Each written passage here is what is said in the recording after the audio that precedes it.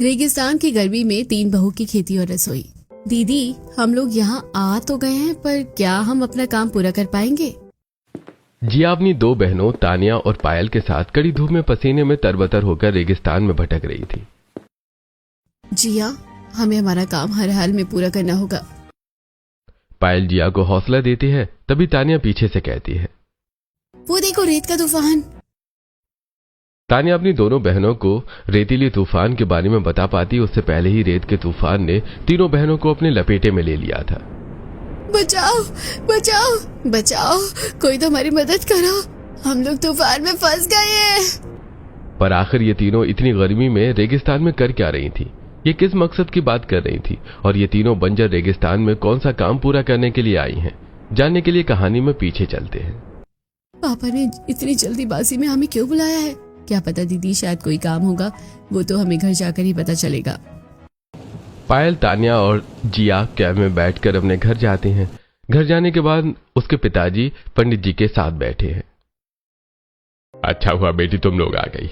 पंडित जी, तुम तीनों के लिए बहुत अच्छा रिश्ता लेकर आए हैं। लड़के राजस्थान से हैं, वो फौज में है और तुम तीनों की तरह भाई है। लो ये फोटो देखो। गोपाल अपनी तीनों बेटियों को तीनों लड़कों की फोटो दिखाता है। तीनों लड़के गोरे चिट्टे और अच्छे कद काठी वाले थे, इसलिए पायल, तानिया और जिया को वो पसंद आ जाते हैं। बेटा, तुम्हें लड़के कैसे लगे? पापा, अगर आपको लड़के पसंद है तो हमारी तरफ से हाँ है। लेकिन बेटा, लड़के फौज में है, हो सकता है उन्हें घर से दूर रहना पड़े। तुम्हें इससे कोई परेशानी तो नहीं होगी ना? अरे बेटा, ये लोग राजस्थानी हैं, तुम लोग राजस्थान में इतनी दूर रह पाओगी? पिताजी, अगर लड़के फौज में हैं तो ये अच्छी बात है ना, वो हमारे देश की सेवा कर रहे हैं। अरे माँ, आपको तो पता है पायल दीदी को राजस्थान और उनका कल्चर कितना पसंद है। हमें तो शादी से कोई दिक्कत नहीं है। पंडित जी, मेरी बेटियों को ये राजस्थानी लड़के पसंद है, आप बात आगे बढ़ाइए। पंडित जी बात आगे बढ़ाते हैं। पायल, तानिया और जिया तीनों बहुत ही खूबसूरत थी, इसलिए तीनों लड़के भी उनसे शादी के लिए हाँ कर देते हैं। और कुछ दिनों में पायल, तानिया और जिया की शादी आदित्य, रोहन और विक्रम से हो जाती है। तीनों बहू राजस्थान अपने ससुराल आ जाती हैं। तीनों बहू का ससुराल बहुत ही बड़ा और पुश्तैनी था। उनकी सास सुशीला ने राजस्थानी स्टाइल का भारी लहंगा और जेवर पहने हुए थे और उनके सिर पर पल्लू थी। बहू, आपते ही घर में रौनक आ गई। हमारी बहू तो चांद जैसी लागे है। बहू, कलश गिराकर घर के अंदर आओ। सुशीला की बात मानकर तीनों बहू कलश गिराकर घर के अंदर आती हैं। बहू, तुम तीनों ने कितने हल्के कपड़े पहने हैं। मैंने तुम तीनों के लिए तुम्हारे कमरे में राजस्थानी लिबास और गहने रख दिए हैं। अब से तुम तीनों वही पहनोगी। ये हमारे घर की परंपरा है। आदित्य, विक्रम, रोहन, अपनी पत्नियों को अपने कमरे में ले जाओ। आदित्य, विक्रम, रोहन अपनी अपनी पत्नियों को अपने कमरे में ले जाते हैं। पायल, तानिया और जिया राजस्थानी लिबास, ढेर सारी चूड़ियां और जेवर पहनकर हॉल में आती हैं। हॉल में बहुत सारे मेहमान थे। बहू, इनसे मिलो। ये तुम्हारी दादी सा है, ये तुम्हारी बुआ सासा है। सुशीला, तेरी तीनों बहू तो राजस्थानी कपड़ों में चौखे लग रही है। सभी पायल, तानिया और जिया की काफी तारीफ करते हैं और मुंह दिखाई का तोहफा देकर घर चले जाते हैं। अगले दिन तीनों बहू की पहली रसोई थी। अपनी पहली रसोई में तीनों राजस्थानी थाली बनाती हैं। जब उनके ससुराल वाले डाइनिंग टेबल पर राजस्थानी थाली देखते हैं तो हैरान हो जाते हैं। बहू, तुम तीनों ने ये राजस्थानी खाना कैसे बनाया? वो माँ जी, जब हमारी शादी यहाँ तय हुई थी ना, तो हमने राजस्थानी खाना बनाना सीखा था। अरे वाह बहू, खाना तो बड़ा ही स्वादिष्ट बनाया है तुम तीनों ने। ये गट्टे की सब्जी, दाल बाटी चूरमा, आहा, सब बढ़िया लाग रही है। अपने ससुर के मुंह से तारीफ सुनकर तीनों बहू बहुत खुश होती हैं। ऐसे ही 1-2 दिन गुजरते हैं। तीनों अपने ससुराल में एडजस्ट होने की कोशिश कर रही थी। तभी आदित्य, विक्रम और रोहन बैग पैक करने लगते हैं। हमारी छुट्टियां खत्म हो गई हैं पायल, हमें पोस्टिंग पर वापस जाना पड़ेगा, तो मेरे घर वालों का ख्याल रखना और चिट्ठियां लिखते रहना। ठीक है जी, आप अपना ख्याल रखिएगा। तीनों बहू भारी मन से अपने पति को विदा करती हैं। पतियों के चले जाने के बाद वो अपने सास ससुर को अच्छा राजस्थानी खाना बना बना कर खिलाने लगी थी। लेकिन तीनों को अपने पतियों की बहुत याद आती है। एक दिन तीनों रात में बैठकर छत पर चांद और तारे देख रही थी और उदास होकर अपने पतियों को याद करते हुए राजस्थानी लोकगीत गा रही थी।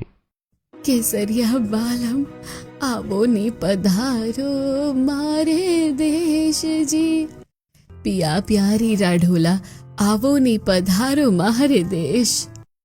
अपने पतियों के विरह में तड़पते हुए तीनों बहू अपने ससुराल वालों का बहुत प्यार से ध्यान रखती हैं। एक दिन जब तीनों अपने सास ससुर को उनके कमरे से बुलाने के लिए जाती हैं तो देखती हैं कि उनकी सास रो रही हैं। क्या हुआ माँ जी, आप रो क्यों रही हैं? बहू, हमारा पुश्तैनी होटल बंद होने की कगार में है। लेनदार को पैसे चाहिए। हमारे पतियों की सैलरी से आप उन्हें पैसे दे दीजिए। तुम्हारे पतियों के पैसे से तो हम लोग लोन का ब्याज देते हैं। तुम्हारे दादा ससुर ने होटल खोलने के लिए उनसे काफी पैसे ले लिए थे, तो क्या हमारे होटल को बचाने का कोई रास्ता नहीं है? तानिया ये सवाल करती है, तभी रामू पीछे से कहता है, अरे भैया, एक रास्ता है। रामलाल जी, आज ही मुझे पता चला कि एक टूरिस्ट कंपनी है, वो हमारे होटल में इन्वेस्ट कर सकते हैं। वो 10 लाख रुपए का टेंडर दे रहे हैं, लेकिन उनकी एक शर्त है। कैसी शर्त? उनका टेंडर उन्हीं को मिलेगा जो रेगिस्तान में बिना किसी सुविधा के 3 महीने अपना टूरिज्म शुरू करेंगे और उसे चलाएंगे। मैं जाऊंगा। मैं अपने होटल को बचाने के लिए कुछ भी कर सकता हूं। नहीं जी, आपकी तबीयत ठीक नहीं है। मैं आपको नहीं जाने दूंगी। काश मेरे बेटे यहाँ होते। माँ जी, आपके बेटे नहीं है तो क्या हुआ, आपकी बहू तो है। ससुर जी, आप हमें परमिशन दे दीजिए। हम लोग रेगिस्तान में जाकर ये टूरिज्म शुरू करेंगे। आप हम पर भरोसा कीजिए, हम लोग ही काम करेंगे। बहू, मुझे तुम पर भरोसा है। तुम तीनों जाओ और काम पूरा करो।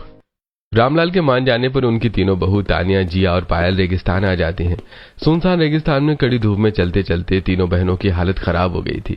प्यास के मारे उनका गला सूख रहा था, लेकिन दूर दूर तक पानी का कोई नामो निशान नहीं था। तभी गर्मी से परेशान होकर जिया कहती है, दीदी, हम लोग यहाँ पर आ तो गए हैं, पर क्या हम अपना काम पूरा कर पाएंगे? जिया, हमें हमारा काम हर हाल में पूरा करना होगा। पायल जिया को समझा रही थी कि तभी एक रेतीला तूफान उनके पास आता है। तानिया तूफान के बारे में दोनों को बता पाती उससे पहले तूफान तीनों बहू को अपने लपेटे में ले लेता है और तीनों को अलग अलग फेंक देता है। पायल खड़ी होती है, हे भगवान, हमारे साथ क्या हो रहा है? जिया और तानिया कहाँ हैं? जिया, तानिया, तुम दोनों कहाँ हो? तूफान की वजह से तीनों बहनें अलग अलग हो गई थी। पायल तानिया और जिया को आवाज लगाकर ढूंढ रही थी, तो वहीं दूसरी तरफ तानिया पायल और जिया को ढूंढ रही थी। पायल दीदी, जिया, आप कहाँ हैं? मैं यहाँ हूँ। जिया, तानिया और पायल तीनों एक दूसरे को ढूंढ रही थी। तानिया और पायल को ढूंढते ढूंढते जिया गर्मी से बेहाल हो गई थी। तीनों जैसे तैसे एक दूसरे को ढूंढती हैं। अच्छा हुआ दीदी, आप दोनों मिल गई। मैं तो डर ही गई थी। इतना कहकर जिया बेहोश हो जाती है। जिया, क्या हुआ तुम्हें? होश में आओ। शायद गर्मी और प्यास की वजह से जिया बेहोश हो गई है। मैं जहाँ गिरी थी ना, वहाँ मैंने बहुत सारा कैक्टस और जंगली एलोवेरा देखा था। कैक्टस में पानी होता है। दीदी, आप जिया का ख्याल रखिए, मैं पानी का इंतजाम करती हूँ। तानिया जल्दी जल्दी पसीने में लथपथ होकर कैक्टस लेने के लिए जाती है। वो जिस जगह पर गिरी थी वहां से कैक्टस लेकर पायल के पास आती है और पत्थर से कैक्टस को काटकर उसका पानी निकालकर जिया को पिलाती है। पानी पीने से जिया को होश आता है। जिया के होश में आ जाने के बाद पायल और तानिया भी कैक्टस से निकालकर पानी पी लेती हैं। दीदी, मुझे लगता है कि अगर हम लोग ऐसे ही रेगिस्तान में चलते रहे तो हम बेहोश हो जाएंगे। जिस जगह से मैं ये कैक्टस लेकर आई हूँ, मुझे लगता है कि हमें वहीं रहना चाहिए। तानिया की बात मानकर तीनों कैक्टस वाली जगह पर आ जाती हैं, जहां हर तरफ कैक्टस ही कैक्टस थे और साथ में एलोवेरा के भी बहुत सारे पौधे थे। तानिया, तुमने बहुत अच्छी जगह ढूंढी है। देख रही हूँ कैक्टस में फल भी लगे हैं। हम कैक्टस का पानी पीने के साथ उसका फल भी खा सकते हैं। अरे वाह, तब तो चलिए पहले पेट पूजा करते हैं। पायल, जिया और तानिया तीनों कैक्टस से फल तोड़ती हैं और खेत के पास बैठकर ही खाने लगती हैं। तीनों बड़े मजे से कैक्टस का फल खा रही थी कि तभी एक सांप जिया की गोद में चढ़ जाता है। दीदी देखो, सांप, आज तो मैं भगवान को प्यारी हो जाऊंगी। जिया, हिलना मत, कोई हलचल मत करना। अगर तुम हिलोगी ना तो ये सांप तुम्हें काट लेगा। तानिया के समझाने पर जिया बिल्कुल शांत रहती है। सांप जिया को कुछ नहीं करता। वो तानिया पायल दोनों के भी गोद में चढ़कर वहां से चला जाता है। सांप देखकर जिया की तो मानो सांसें अटक गई थी। जिया, सांप तो गया, अब तुम सांस ले सकती हो। हाय राम जी, मुझे तो लगा आज मैं सीधे परलोक जाऊंगी। जिया को डरते देखकर तानिया और पायल उस पर हंसने लगती हैं, लेकिन फिर पायल, तानिया, जिया, लगता है इस रेगिस्तान में इस तरह घूमने से हमारे लिए खतरनाक हो सकता है। हमें जल्द से जल्द यहाँ रहने का कुछ इंतजाम करना होगा। लेकिन हम लोग रहेंगे कहाँ? इस रेगिस्तान में तो दूर दूर तक रेत के अलावा और कुछ भी नहीं है। तीनों बहू यहाँ वहां नजर दौड़ाती हैं। तभी पायल को थोड़ी दूर पर रेत सरकते हुए दिखता है। तानिया, जिया, वो देखो रेत सरक रहा है, चलो वहाँ चलकर देखते हैं। तीनों बहू पायल की दिखाई जगह पर जाती हैं तो देखती हैं कि वहां बहुत बड़ा अंडरग्राउंड खंडहर है। अरे वाह, हम लोग यहाँ रह सकते हैं। ये जगह खंडहर होने के बाद भी काफी साफ है। शायद ये काफी समय से रेगिस्तान के नीचे दबी थी। चलो हम लोग थोड़ी सी कैक्टस लेकर अंदर चलते हैं और हम लोग यहीं रहेंगे। यही हमारा घर है। ये जगह तो खुले रेगिस्तान में रहने से अच्छी है। पायल की बात मानकर तीनों बहू कैक्टस के फल और कैक्टस लेकर अपने नए घर के अंदर चली जाती हैं। रात में तीनों कैक्टस का फल काटकर खाती हैं और कैक्टस से पानी निकालकर कैक्टस का पानी पीकर सो जाती हैं। अगली सुबह जिया की नींद सबसे पहले खुलती है। फिर से गर्मी शुरू हो गई और सुबह सुबह ये रेत भी कितना गर्म हो गया है। जिया अपनी आंखें मलते हुए घर के बाहर आती है और बाहर का नजारा देखकर हैरान हो जाती है, क्योंकि उनके घर के सामने 3 ऊंट आ गए थे। पिछले दिन पायल ने जिन कैक्टस के पौधों को काटा था, ऊंट उसका पानी पी रहे थे। ऊंट को देखकर जिया बहुत खुश होती है और अपनी बहनों को उठाती है। पायल दीदी, तानिया दीदी, उठिए, मुझे आपको कुछ दिखाना है। क्या हुआ जिया, सुबह सुबह क्यों परेशान कर रही हो? सोने दो ना। उठो ना दीदी, बाहर का नजारा देखकर आप बहुत खुश हो जाएंगी। जिया, कैसी बेकार की बातें कर रही हो? रेगिस्तान में हम लोग क्या नजारा देखेंगे? तानिया और पायल सोते सोते ये सब कह रही थी। फिर दोनों उठती हैं और अपने घर के बाहर 3 ऊंट देखकर बहुत हैरान होती हैं। अरे वाह छुटकी, तू तो सही कह रही थी। 3 ऊंट, भगवान भी हमारी मदद कर रहे हैं। ये सोचकर तानिया, पायल और जिया मिलकर ऊंट को अपने पास रख लेती हैं। तानिया, तुम बिल्कुल सही कह रही थी। भगवान हमारे साथ है। हम लोग उनसे दूध निकालकर उसे बाजार में बेच सकते हैं और पैसों का जुगाड़ कर सकते हैं। बहुत अच्छा आइडिया सोचा है दीदी आपने, लेकिन हमारे पास तो दूध निकालने के लिए कुछ है ही नहीं। हम लोग ना रेत का मटका बनाएंगे और इतनी कड़ी धूप है कि हम लोग इसमें पापड़ बन रहे हैं, तो मटका भी जल्दी सूख जाएगा। जिया का आइडिया दोनों बहन को पसंद आता है। वो तीनों मिलकर रेत में कैक्टस का पानी मिलाकर उससे मटका तैयार करती हैं।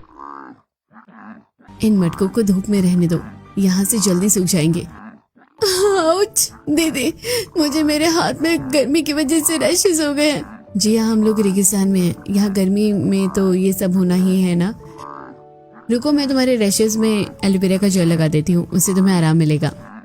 पायल जंगली एलोवेरा तोड़ती है और उसका जेल निकालकर जिया के हाथ में लगा देती है, जिससे जिया को काफी आराम मिलता है। काम करने के बाद तीनों बहनों को भूख लगती है तो वो फिर से कैक्टस का फल खा लेती हैं। दीदी देखिए, हमारा मटका सूख गया। अब हम लोग इसमें दूध निकाल सकते हैं, लेकिन हम लोग दूध निकालेंगे कैसे? मुझे दूध निकालना नहीं आता। तुम दोनों चिंता मत करो, ऊंट का दूध मैं निकालूंगी। वो तो अच्छा हुआ माँ जी ने मुझे गाय का दूध निकालना सिखाया था। बहू, तू देख रही है ना, इस तरीके से दोनों हाथों से गाय का दूध निकाला जाता है। माँ जी, आप इतनी गर्मी में मुझे दूध निकालना क्यों सिखा रही हैं? इससे क्या होगा? बहू, जिस जगह पर हम रहते हैं उस राजस्थान में दूध निकालना आना जरूरी है।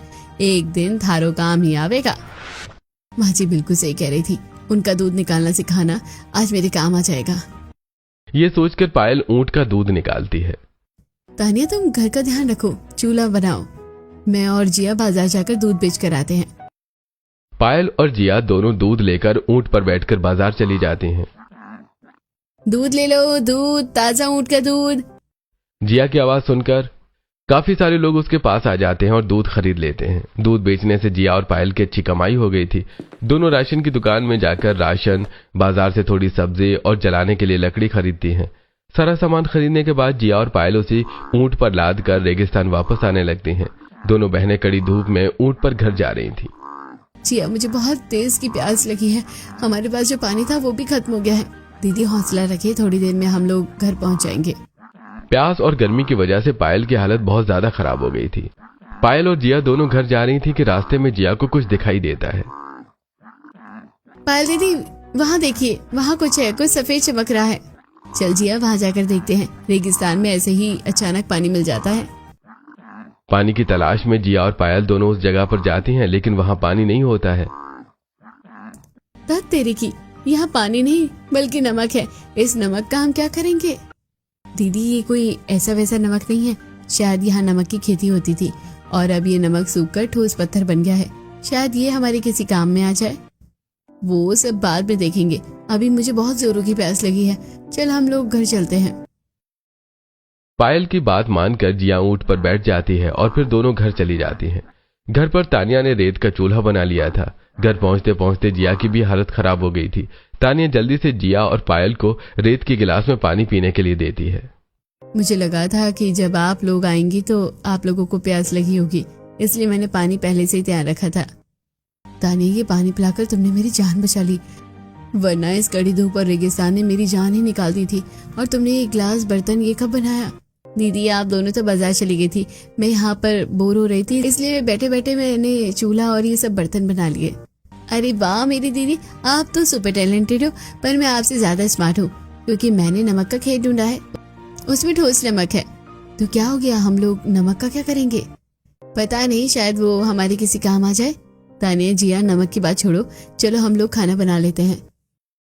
तानिया लकड़ी में मिट्टी का तेल डालकर चूल्हा जलाती है और फिर सबके लिए खिचड़ी बनाती है।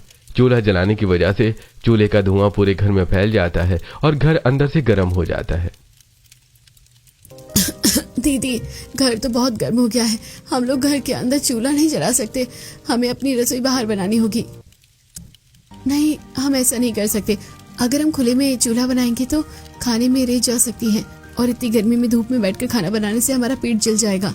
जिया, तानिया बिल्कुल सही कह रही है, हम खुले में खाना नहीं बना सकते। दीदी, मैंने जो ठोस नमक वाला पत्थर देखा था, अगर हम उसे तोड़कर ईंट का आकार दे दे तो उससे अपनी रसोई बनाए तो कैसा रहेगा? जिया, ये आइडिया तो बहुत अच्छा है, नमक गर्मी का कुछ अलग होता है, अगर हम इस रेगिस्तान में नमक की रसोई बनाएंगे तो वो अंदर से बिल्कुल ठंडी रहेगी और खाना बनाने में भी हमें गर्मी भी नहीं लगेगी। मैंने एक आदमी को ऊंट का दूध देकर अच्छा किया ना, उससे ये फावड़े और आरी ले ली थी, ये हमारे काम आ जाएगी नमक की सिल्ली तोड़ने में। लेकिन पहले खाना खा लेते हैं, बड़ी भूख लगी है। तानिया खिचड़ी बनाती है और फिर तीनों मिलकर उसे खाते हैं। खाना खाने के बाद जिया, पायल और तानिया तीनों थोड़ी देर वहीं आराम करती हैं और फिर ऊंट पर बैठकर नमक वाले खेत के पास चली जाती हैं। जिया, तुमने बिल्कुल सही कहा था, इस नमक की सिल्ली से तो हम बड़ी अच्छी रसोई बना सकते हैं। तीनों बहन मिलकर नमक की सिल्ली तोड़ती हैं और फिर बोरी में सारी सिल्लियों को भरकर ऊंट पर लादकर घर ले जाती हैं। घर पहुंचकर पायल और जिया रेत में कैक्टस का पानी मिलाकर नमक की सिल्लियों को एक दूसरे से जोड़ने के लिए रेत वाला मसाला बनाती हैं, जैसे घर बनाने के लिए बालू और सीमेंट का मसाला बनाया जाता है। तानिया नमक के पत्थरों को एक के ऊपर एक रखकर उसके बीच में रेत वाला मसाला डालकर इग्लू के आकार में अपनी रसोई बनाती हैं। तानिया दीदी, आप ये क्या कर रही हैं? आपने नमक का इग्लू क्यों बनाया है? जिया, तुम तो जानती हो मुझे हमेशा से इग्लू में रहने का मन था, अब जब मौका मिला है तो मैंने सोचा क्यों ना इग्लू के आकार की रसोई बना लूं। देखो, मैंने इसमें खिड़की बनाई है, रसोई तो बन गई है, अब हम लोग खाना भी बना लेते हैं। पायल घर के अंदर से चूल्हा को उठाकर अपनी इग्लू वाली रसोई में ले जाती है। तानिया और जिया सारे बर्तन उठाकर रसोई में रख देती हैं। दीदी, मुझे तो बड़ी भूख लगी है, क्या आप लोगों को भूख नहीं लगी? हमारी रसोई बन गई है तो चलिए ना खाना खाते हैं। कल हमने बाजार से अचार खरीदा था, वही अचार रोटी खा लेते हैं। ठीक है दीदी। तानिया रसोई बनाकर थक गई थी तो वो थोड़ा आराम करती है, वहीं जिया फटाफट से आटा गूंथती है और फिर पायल रोटी बना देती है। रोटी बनने के बाद तानिया, जिया और पायल तीनों मिलकर अपनी रसोई में ही बैठकर खाना खाते हैं। मुझे लगता है कि अब हमें खंडर में नहीं रहना चाहिए, जैसे हमने अपनी रसोई बनाई है वैसे ही नमक की सिल्लियों से हमें अपना घर भी बना लेना चाहिए। दीदी, आप सही कह रही हैं, हमारे पास तो काफी सारा नमक की सिल्लियां बची हुई हैं, हम लोग उससे अपने रहने के लिए घर भी बना लेते हैं। तीनों बहन खाना खाती हैं और फिर नमक की सिल्लियों से अपना घर बनाती हैं। दीदी, ये घर तो इस खंडर से भी बहुत ही अच्छा है। हाँ, अब हम आराम से अपने घर में रह सकते हैं। लेकिन ये जिया अचानक कहाँ चली गई? पायल और तानिया दोनों घर के बाहर आती हैं तो देखती हैं कि जिया कुछ ढूंढ रही है। जिया, तुम इतनी धूप में गर्मी में क्या ढूंढ रही हो? देखो तुम्हें कितना पसीना आ रहा है, घर के अंदर आओ। जिया पसीने में बिल्कुल भीगी हुई थी। दीदी, हमारे ऊँट कहीं नहीं मिल रहे हैं, वो शायद कहीं चले गए हैं। ये क्या बोल रही हो तुम? हमारे ऊँट कहाँ जा सकते हैं? चलो चलकर उन्हें ढूंढते हैं। जिया, पायल और तानिया तीनों रेगिस्तान में अपने ऊंट को ढूंढने लगती हैं और तीनों हर तरफ ऊंट को ढूंढने की कोशिश करती हैं, लेकिन उन्हें ऊंट कहीं नहीं मिलता है। शायद हमारे ऊँट हमें छोड़कर चले गए हैं, अब हमारा गुजारा कैसे होगा? हम लोग अपने टूरिज्म कैसे शुरू करेंगे? तानिया, ऐसे हिम्मत मत हारो, अगर भगवान जी हमें इतनी दूर लेकर आए हैं तो वो हमें आगे भी लेकर जाएंगे, वो तो हमारे लिए कुछ ना कुछ जरूर करेंगे। पायल तानिया को समझा रही होती है कि तभी जिया का ध्यान दूर एक पेड़ पर जाता है। दीदी, चलिए एक बार हम लोग उस पेड़ के पास जाकर देखते हैं, वहां तो हम अपने ऊँट को ढूंढने के लिए गए ही नहीं। जिया के कहने पर पायल और तानिया दोनों पेड़ के पास जाती हैं और देखती हैं कि उनके तीनों ऊंट के साथ 3 और ऊंट भी हैं और वहां पानी है। शायद हमारे ऊँट को प्यास लगी होगी, इसलिए वो यहाँ पानी पीने के लिए चले आए। नहीं दीदी, ये तो अपने लिए पार्टनर खोजने वास्ते यहाँ आए हैं। प्यार की जरूरत तो सभी को हो मन से। जिया की टूटी फूटी राजस्थानी बातें सुनकर पायल और तानिया जोर जोर से हंसने लगती हैं। हंसते हुए तानिया का ध्यान पानी की तरफ जाता है। दीदी, मैंने कहाँ ही सुना था कि रेगिस्तान में अगर किसी एक जगह पर पानी हो तो वहाँ और भी पानी होता है। मुझे लगता है कि हमें यहाँ गड्ढा खोदकर देखना चाहिए। तानिया, तुम सही कह रही हो, यहाँ पानी हो सकता है। तानिया, पायल और जिया मिलकर पत्थर की मदद से वहां गड्ढा खोदने लगती है। थोड़ा गड्ढा खोदने से ही वहां पानी आ जाता है। तीनों और गड्ढा खोदती हैं और वहां काफी सारा पानी आ जाता है। दीदी, मुझे विश्वास ही नहीं हो रहा, हमने इस रेगिस्तान में पानी ढूंढ लिया। अब हमें अपना काम जल्दी करना होगा। तानिया, तुम बिल्कुल सही कह रही हो। हमारे पास सिर्फ 3 महीने और उसमें से 1 हफ्ता निकल गया है। अपना टूरिज्म शुरू करने के लिए हमारे पास लोगों को घुमाने के लिए ऊँट है। हम नमक की सिल्लियों से उनके रहने के लिए इग्लू बना सकते हैं, लेकिन हम उन्हें खिलाएंगे क्या? दीदी, मुझे लगता है कि हमें खेती करनी चाहिए। जिया, तुम क्या बोल रही हो? तुम्हें पता भी है रेगिस्तान में खेती कैसे हो सकती है? नहीं तानिया, जिया बिल्कुल सही कह रही है, पर इसके बारे में हम लोग बाद में बात करेंगे। शाम हो गई, चलो घर चलते हैं। 3 बहू अपने साथ 6 ऊंट लेकर घर आ जाती हैं। तीनों दिन भर की भागदौड़ से काफी थक गई थी, तो वो आराम करती हैं। ऊंट का दूध बेचकर हम लोग इतने पैसे नहीं कमा सकते हैं कि हम बाजार से सब्जी लेकर आए। वैसे भी बाजार की सब्जी बहुत महंगी होती है। लेकिन दीदी, हम लोग इस सूखे रेगिस्तान में खेती कैसे करें? पायल, जिया और तानिया तीनों खेती करने के बारे में सोच रही थी कि तभी पायल का ध्यान अपनी रसोई की तरफ जाता है और उसके दिमाग में एक मजेदार आइडिया आता है। तानिया, जिया, मुझे पता है रेगिस्तान में कैसे खेती करनी है। हम लोग नमक की सिल्लियों को रेत पर बिछाकर उसके ऊपर प्लास्टिक का तिरपाल बिछा देते हैं और उस पर मिट्टी डालकर खेती करें तो हम रेगिस्तान में सब्जी उगा सकते हैं। दीदी, आपका आइडिया तो बहुत ही अच्छा है। आपको पता है, मैंने बाजार में एक आदमी को देखा था जो खेती करने के लिए मिट्टी और बीज वगैरह बेच रहा था। हम लोग उससे सौदा कर लेते हैं। पायल दीदी, आपका आइडिया तो बहुत अच्छा है। हम लोग कल इस काम को करेंगे और अभी सो जाते हैं। तानिया, पायल और जिया तीनों सो जाती हैं। सुबह में तीनों की नींद खुलती है तो जिया जल्दी से जाकर अपनी नमक की इग्लू वाली रसोई में सबके लिए दाल रोटी बना देती है और वहीं तानिया और पायल मिलकर 6-7 मटकों में अपने 6 ऊंट का दूध निकालती है। दूध निकालने के बाद जब सभी नाश्ता करती हैं तब सब्जी खाए कितने दिन हो गए हैं। हम लोग कभी दाल रोटी, कभी खिचड़ी, तो कभी अचार रोटी खाकर काम चला रहे हैं। अगर हमने अपने खेत में सब्जी उगा ली तो हम लोग सब्जी खा पाएंगे। हाँ दीदी, मैं भी रोज रोज ये सब खाकर उग गई हूँ। बस कुछ दिनों की बात है, पर तो हम अपने खेतों में उगी हुई सब्जी खाएंगे। पर इसके लिए हमें जल्दी से बाजार जाना होगा और अपना काम शुरू करना पड़ेगा। हमारी बहन बड़ी समझदार हो गई है। हमारा खाना तो हो गया, चलो बाजार चलते हैं। खाना खाने के बाद तीनों बहू अपने अपने ऊंट पर दूध लादकर बाजार चली जाती हैं। जिया बाजार में दूध बेचती है तो वहीं पायल तिरपाल वाले से दूध के बदले सौदा करके तिरपाल ले लेती है और तानिया मिट्टी वाले से दूध के बदले मिट्टी का सौदा करती है। चाचा, क्या आप मुझे मिट्टी दे सकते हैं? मुझे खेती करनी है। अरे भाई, इसके बदले मुझे क्या मिलेगा? चाचा, मिट्टी के बदले मैं आपको अपनी ऊंट का दूध दे दूंगी, वो भी 3 मटका भरकर। अच्छा, सौदा तो अच्छा है। तुम ये मिट्टी के ले जा सकती हो और साथ में ये सब्जियां के बीज भी रख लो, तुम्हारे काम आएंगे।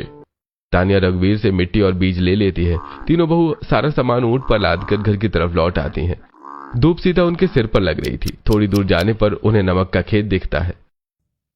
तानिया, जिया, हम लोग यहाँ आ गए हैं तो हम नमक की सिल्लियां अपने साथ लेकर चलते हैं। हमने पिछली बार सारे नमक की सिल्लियों को तोड़कर उसे छोटा कर दिया था। हमारे पास बोरी है, हम बोरी में भरकर सिल्लियों को ले जाते हैं। तीनों बहू नमक के खेत की तरफ जाती हैं और वहां से नमक की सिल्ली उठाकर घर ले आती हैं। फिर तीनों मिलकर नमक की सिल्लियों को रेत पर बिछा देती हैं और उसके ऊपर तिरपाल लगाकर लकड़ी से बाउंड्री बना देती हैं। हम लोग इसमें मिट्टी डाल देते हैं। ऐसे नहीं, हमें इसमें ऊंट का गोबर मिला देना चाहिए। इसमें मिट्टी की उम्र शक्ति बढ़ जाएगी और हमारी सब्जी जल्दी उगेगी। जिया तिरपाल के ऊपर मिट्टी डालती है और वहीं तानिया और पायल मिलकर ऊंट का गोबर लेकर आती हैं और उसे मिट्टी में मिलाकर चारों तरफ फैला देती हैं। फिर तानिया उसमें रघुवीर के पास से लाई हुई सब्जियों के बीज डाल देती है। मैं खेत में डालने के लिए पानी लेकर आती हूँ। जिया मटका लेकर पानी वाली जगह में जाती है और मटके में पानी लाकर पूरे खेत में डाल देती है। जिया, तानिया और पायल तीनों मिलकर अपने खेत का बहुत ध्यान रखती हैं। ऐसे ही दिन गुजरते हैं। गुजरते दिनों के साथ तीनों बहू के खेत में छोटे छोटे पौधे हो गए थे। तीनों बहू ने मिलकर नमक की सिल्लियों से लोगों के रहने के लिए इग्लू बनाया था और उसके अंदर उनके सोने के लिए नमक की सिल्लियों से जगह भी बनाई थी। पायल दीदी, तानिया दीदी, मैंने दूध दही मक्खन को ऊंट पर लाद दिया है, चलिए बाजार जाकर उसे बेचते हैं। तीनों ने अपने ऊंट का दूध बेचने के साथ दही, मकान और घी बेचना भी शुरू कर दिया था। वो बाजार में जाकर सारा सामान बेच देती हैं और सामान बेचकर उन्हें जो पैसे मिलते हैं उनसे वो बिस्तर, तकिया और ढेर सारा राशन खरीदती हैं। सारा सामान लेकर जब वो वापस लौट रही थी तब दीदी, हम लोग अपने मकसद के कितने करीब है, बस कुछ दिन और हमारे खेत में सब्जी हो जाएगी, फिर हम लोगों को अपने खेत में उगाई हुई सब्जी खिलाएंगे। हाँ बिल्कुल, और ये सब हम तीनों की मेहनत की वजह से हुआ है। इस तरह बातें करते हुए तीनों घर आ जाती हैं। देखते ही देखते 1.5 महीना गुजर जाता है। एक दिन जब तीनों सुबह उठकर अपने घर के बाहर आती हैं तो देखती हैं कि उनके खेत हरी भरी सब्जियों से भर गए हैं। उनके खेत में कद्दू, बैगन, ककड़ी, तरबूज, गवारफली, केर, सांगरी सब हो गए हैं। अरे वाह, हमारे खेत में सब्जी उग गई है, हम अब लोग अपना टूरिज्म शुरू कर सकते हैं। वो तो ठीक है, पर उससे पहले हम तो अपनी सब्जियों को खा ले, कितने दिन से हमने सब्जी नहीं खाई है। तानिया अपने खेत से कद्दू, बैंगन तोड़कर लाती है और कद्दू को काटकर कद्दू की सब्जी बनाती है। जिया आटा गूंथ कर रोटी बनाती है और फिर तीनों बहू अपने खेत की सब्जी अपनी इग्लू वाली रसोई में बैठकर खाती हैं। दिल खुश हो गया ये खाकर। बहुत दिनों के बाद आज लग रहा है कि मैं कुछ खा रही हूँ, वरना सब्जियों का स्वाद तो मैं भूल ही गई थी। तीनों बहू अपनी खेत की सब्जियां खाकर बहुत खुश होती हैं। ऐसे दिन गुजरते हैं। तानिया, पायल और जिया को सब्जियों की कमी नहीं होती थी। वो ज्यादा प्यास लगने पर कभी तरबूज तो कभी ककड़ी खेत से तोड़कर खा लेती थी। धीरे धीरे टूरिस्ट उनके पास आने लगते हैं। एक दिन रानी और कोमल, 2 मुसाफिर 3 बहू के पास आती हैं। खम्मा गणिसा पधारो। नमस्ते जी, हमें आपकी भाषा नहीं आती। कोई बात नहीं, ये लीजिए, आप लोग तरबूज खा लीजिए, ये ताजा हमारे खेत में उगे हैं। कोमल और रानी ठंडी ठंडी तरबूज खाकर बहुत खुश होती हैं। हम लोग ऊंट की सवारी कब करेंगे? मुझसे तो अब रुका ही नहीं जा रहा है। जी, अभी ले चलते हैं। जिया कोमल और रानी को ऊंट की सवारी करवाती है। ऊंट की सवारी करते हुए रानी वीडियो बनाती है। इस वक्त मैं रेगिस्तान में हूँ। यहाँ 3 बहुओं ने कितना स्वीट सा इग्लू बनाया है, हम लोग उसी में स्टे करने वाले हैं। और देखिए, दूसरी तरफ इनका खेत भी है। रानी अपने वीडियो में सब कुछ रिकॉर्ड करती है और उसे सोशल मीडिया पर डाल देती है। रानी की वीडियो काफी तेजी से वायरल होती है। देखिए, आप लोगों की वीडियो कितनी वायरल हो गई है। अरे धन्यवाद आपका, लेकिन आप खाना खा लीजिए। पायल रानी और कोमल को अपने खेत की ताजी सब्जियां बनाकर खिलाती हैं। खाने तो वाकई बहुत स्वादिष्ट है। रात हो जाने पर तीनों बहू रानी और कोमल का मनोरंजन करने के लिए बॉनफायर जलाकर राजस्थानी डांस भी दिखाती हैं। आओ जी आओ, घूमर ही दिलवा दे, पधारो सा घूमर ही दिलवा दे। बलम करो पूरन पूरन डोर दावे, आस मारो जीर्ण करो हिचकवे। तीनों बहू मिलकर बहुत अच्छा डांस करती हैं। कोमल और रानी को बहुत मजा आता है। अगले दिन दोनों चली जाती हैं। ऐसे ही दिन गुजरते हैं। धीरे धीरे बहुओं का टूरिज्म चलने लगता है। एक दिन राज नाम का आदमी उनके पास आता है। क्या आप ही वो तीनों बहू हैं जिन्होंने रेगिस्तान में टूरिज्म शुरू किया है? मैं डेजर्ट टूरिज्म कंपनी से आया हूँ। मैंने आपका वीडियो देखा था, तो कैसा चल रहा है आपका काम? लोग आ रहे हैं ना? हाँ जी, हमारा काम बड़ा अच्छा चल रहा है, यहाँ लोगों की भीड़ लगी रहती है। राज तीनों बहुओं का काम देखता है। अरे वाह, मुझे लगता है कि हमारी कंपनी का टेंडर आपको ही मिलेगा, क्योंकि आपके अलावा और कोई नहीं है जिन्होंने ये सर्वाइवल चैलेंज पूरा किया है। राज की बात सुनकर तीनों बहू बहुत खुश होती हैं। राज इंस्पेक्शन करके चला जाता है। एक दिन तीनों जब दूध बेचने के लिए बाजार जाती हैं तो वो अपने ससुर को एक दुकानदार के फोन से फोन करती हैं। खम्मा गणी ससुर जी, हमने अपना काम कर दिया है। हमारा टूरिज्म का काम बहुत अच्छे से चल रहा है। आप टूरिज्म कंपनी को ये बात बताकर 10 लाख रुपए का इनाम लेकर हमारे पुश्तैनी होटल को बचा सकते हैं। अरे ठीक है बहू, मैं कंपनी वालों को ये बात पहुंचाता हूँ। रामलाल रामू को भेजकर कंपनी वालों को सारी बात बताते हैं। रामू टूरिस्ट कंपनी वाले के पास जाकर सारी बात बताता है और 10 लाख का चेक लेकर घर आ जाता है। रामलाल रामू को भेजकर अपनी बहू को घर बुला लेते हैं। बहू, आज तुम लोगों की वजह से मेरे पुरखों का होटल बंद होने से बच गया। तुम लोग सही मायने में मेरे घर की लक्ष्मी हो। रामलाल तीनों बहुओं की तारीफ कर रहे थे कि तभी उसके तीनों बेटे फौज से घर आते हैं। पिताजी, ये सब क्या है? आपकी आंखों में आंसू क्यों हैं? और इन तीनों ने क्या किया है? बेटा, मेरी इन तीनों बहुओं ने वो किया है जो तुम लोग करते हो। तुम देश की रक्षा करते हो और ये तीनों मेरी बहुओं ने हमारे होटल की रक्षा की है। उन तीनों ने कठिन परीक्षा देकर हमारे होटल को बंद होने से बचाया है। क्या सच में माँ? हाँ बेटा, तुम तीनों को बहुत अच्छी पत्नी मिली है। यार ये तो आपने सही कहा ना, हमारी पत्नी बेस्ट है। ये कहकर रोहन अपनी पत्नी जिया को गले से लगा लेता है। विक्रम और आदित्य भी अपनी अपनी पत्नी को गले से लगा लेते हैं। अरे थैंक यू पायल, तुमने अपना वादा निभाया और मेरे परिवार की रक्षा की। माँ अब हम लोग कहीं नहीं जाएंगे क्योंकि हमारी पोस्टिंग यहीं राजस्थान में हो गई है। क्या आप सच कह रहे हैं जी? आपको पता भी है मैंने आपको कितना याद किया। अपने पतियों की राजस्थान पोस्टिंग की खबर सुनकर तीनों बहू बहुत खुश होती हैं। उनके परिवार में सब कुछ ठीक हो गया था, उनका होटल बच गया था और अब उनके पति भी उनके साथ हैं। पायल, जिया, तानिया अपने ससुराल वालों के साथ खुशी से रहती हैं और साथ में अपने रेगिस्तान वाले टूरिज्म बिजनेस को संभालती हैं। वैसे क्या आप लोग कभी राजस्थान गए हैं और वहां की कौन सी चीज आपको सबसे ज्यादा अच्छी लगती है? कमेंट में हमें जरूर बताइए।